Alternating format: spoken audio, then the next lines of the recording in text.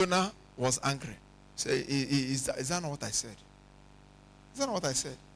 Now I look to them like a false prophet. Is that not what I said? That God will forgive them. God decided to use another circumstance and teach him. He was complaining to God that the sun was too hot. All of a sudden, miracle. God caused a tree to grow and provide him shade. He was there enjoying the shade. Then God sent a worm to devour the tree, and they died. And the sun restored and continued to beat him.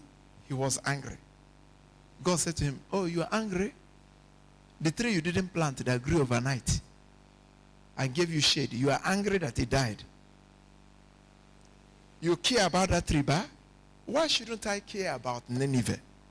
120,000 people perishing that I created in my image. So you can see how God spoke to him again and again using circumstances.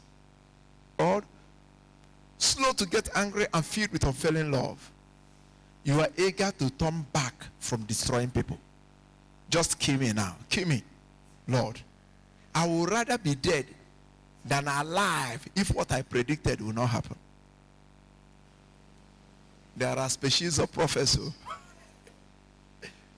There are species of prophets. It seems to me that everybody God uses circumstance to deal with has an element of pride about something. The Lord replied, it is right for you to be angry about this. Is it right for you to be angry about this? Then Jonah went out to the east side of the city and made a shelter to sit under as he waited to see what will happen to the city. And the Lord arranged for a leafy plant to grow there. And soon it spread its broad leaves over Jonah's head, shading him from the sun. This eased his discomfort, and Jonah was very grateful for the plant. But God also arranged for a worm. The next morning at dawn, the worm ate through the stem of the plant so that it withered away. And as the sun grew hot, God arranged for a scorching east wind to blow on Jonah. God arranged the fish to swallow him. God arranged a storm. God is now arranging what? A scorching east wind to blow on him. The sun beat down on his head until he grew faint and wished to die. Death is certainly better than living. Like this, he exclaimed. There are people who always want to die. God said, no, I'm not killing you yet. I will teach you a lesson. I will bend you. I will show you my almightiness. God said to Jonah, is it right? And on and on and on. So you see how God used circumstances. So this is where we begin to tie it up. Why does God speak using negative circumstances? Number one, for the pruning of man. Prune you of lust. Prune you of pride. Stinginess. A man was so stingy that we were told this story as children. Each time a friend visited, he would hide his food. So the friend visited one day. And as soon as he heard the knock, I knew that it was the man. He put his plate of rice under the bed. Put it under the bed. And welcomed the man. Before he finished, he didn't know that his dog, Bingo, had gotten from the back and finished the food.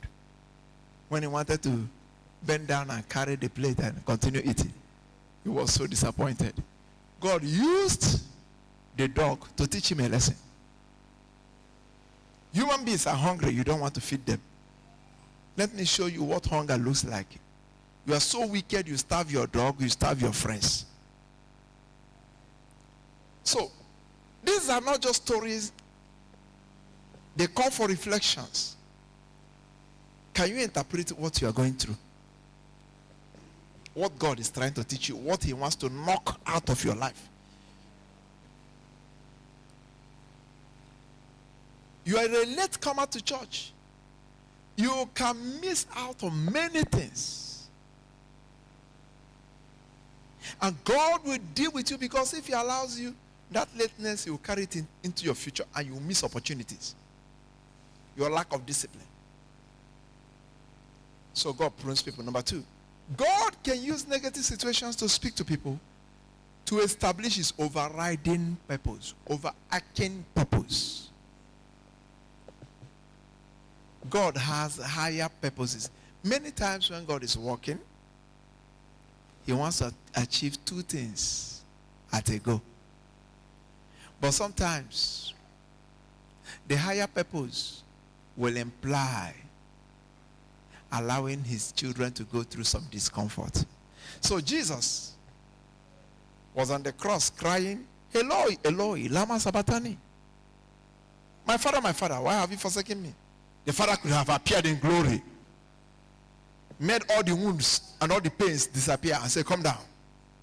Especially when the people began to taunt him and say, come down from the cross and then we'll believe in you. He would have come down. But no, if he came down, we would remain down in hell.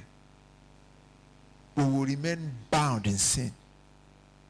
So God had a higher purpose, which was the redemption of man, for which God allowed that season of pain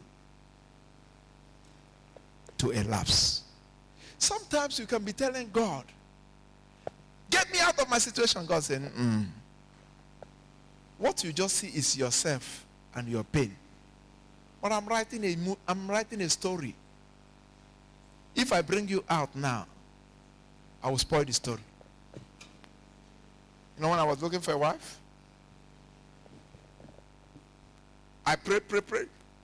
It was difficult for God to give me a specific word. He said no many times.